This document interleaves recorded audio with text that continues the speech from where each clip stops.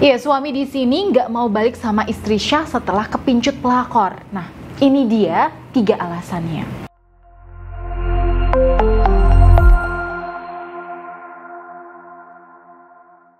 Assalamualaikum warahmatullahi wabarakatuh.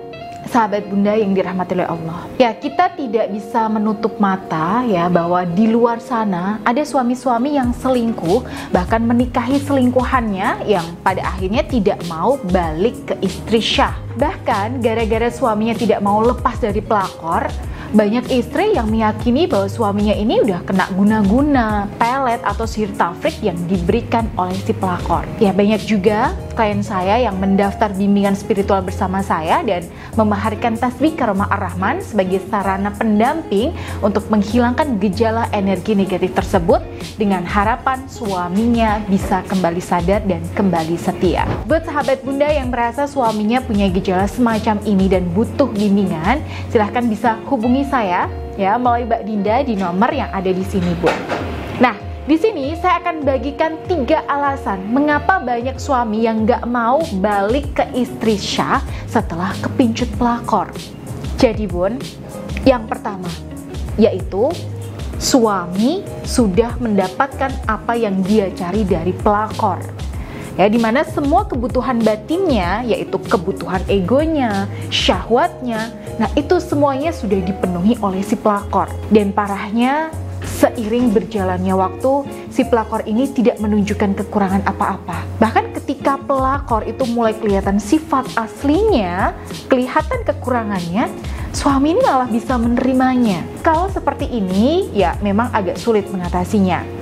Tapi ya, biasanya kasus semacam ini itu tidak begitu banyak. Yang lebih sering adalah setelah suami mengalami masa bulan madu sama pelakor, akhirnya si pelakor mulai kelihatan sifat buruknya yang bikin suami mulai gak betah. Ini seperti yang dialami klien-klien saya, Bun, terutama setelah diikhtiarkan dan dibukakan auranya.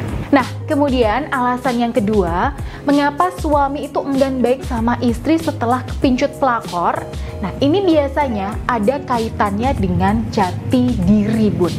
Misalnya nih, suami Bunda dulunya tipe yang kalem. Kemudian seiring berjalannya waktu, dia merasa menjadi pribadi yang kalem itu tuh nggak nyaman. Ketika bersama pelakor, dia itu lebih bisa nakal. Dan ketika dia merasa nyaman karena si pelakor di sini ya menerima kenakalannya. Kalau sudah begini, artinya suami sudah melupakan dirinya yang dulu. Atau bisa jadi suami ini menemukan jati dirinya saat bersama pelakor. Bisa jadi dulunya ketika suami berumah tangga, dia itu merasa tidak bebas menjadi dirinya sendiri. Kemudian ketika dia bertemu dengan lingkungan baru, ya ada wanita baru yang memancing sisi nakalnya. Dan ya ini pernah dialami salah satu klien saya dulu, Bun. Suaminya di sini awalnya tuh kalem, tapi begitu kerjanya itu dimutasi di luar kota, dia bertemu dengan lingkungan yang cenderung negatif dan nakal. Dan di situ dia bertemu dengan seorang wanita yang bisa mengeluarkan semua potensi nakalnya. Inilah yang bikin si suami dan si pelakor ini sefrekuensi. Ya, ibarat gayung bersambut ya. Suaminya pengen nakal, lalu disambut oleh si pelakor yang juga dasarnya itu seperti itu. Oke, lalu alasan yang ketiga dan yang paling utama, suami nggak mau balik sama istri setelah kepincut pelakor yang sering terjadi, yaitu ketika istri hanya berdiam diri dan larut meratapi nasib. Sehari-hari hanya memikirkan, kok dia tega sih? Kok dia jahat banget sih sama aku? Salahku tuh apa? Dosaku itu apa? Nah, tapi nggak ada tindakan baik atau perubahan yang dia lakukan untuk menyikapi perselingkuhan suaminya. Ya, saya tahu, Bun, diselingkuhi dan dikhianati itu sakit. Nggak ada yang siap dan nggak ada yang kuat. Tapi ketika istri hanya membiarkan dirinya terpuruk, mengutuk, emosi, memaki-maki, menyalahkan keadaan, dia tidak mengambil hikmah dari kejadian yang menimpanya. Dan efeknya dia akan tersedot dalam pusaran energi negatif yang dia ciptakan sendiri. Nah, saya pernah menemukan sebuah rumah tangga yang mana si istri ini diselingkuhi suaminya. Lalu sehari-hari dia memaki-maki nasibnya, memaki-maki selingkuhan suaminya dan memaki-maki suaminya. Nah, kurang lebih kejadian ini tuh sudah berjalan 5 tahun dan perasaan negatif ini tuh masih dipelihara. Nah, apakah setelah itu suaminya mau baik? Tidak. Sampai sekarang pun suami lebih nyaman dengan selingkuhannya daripada balik sama istri. Nah, di sini saya tidak memihak siapapun ya Bunda ya. Tidak memihak si suami, si pelakor maupun si istri. Tapi di sini saya menceritakan sebuah fakta yang bisa kita ambil hikmahnya, bahwa sakit hati dan rasa hancur setelah diselingkuh suami itu wajar dan bisa dimengerti.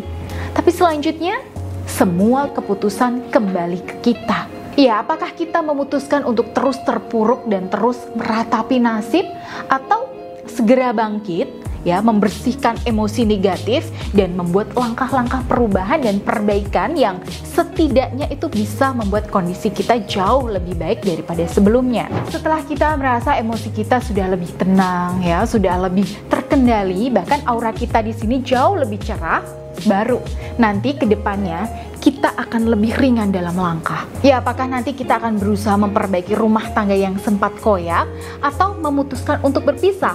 Nah, itu urusan nanti ketika urusan batin ini itu sudah beres. Karena itu, kalau sahabat Bunda ya sedang mengalami beratnya menghadapi perselingkuhan suami, tapi di satu sisi Bunda tidak ingin kehilangan momentum untuk memperbaiki rumah tangga, sedangkan di sisi lain Bunda butuh dibimbing, maka silahkan Bunda bisa ikut program bimbingan saya. Dalam program ini nanti Bunda akan saya pelajari kasusnya lebih dalam, ya, saya baca auranya, dan insya Allah saya bantu bersihkan auranya agar lebih ringan dalam mengikhtiarkan keharmonisan rumah tangga Bunda. Baik, Bunda bisa langsung menghubungi saya di nomor yang ada di sini.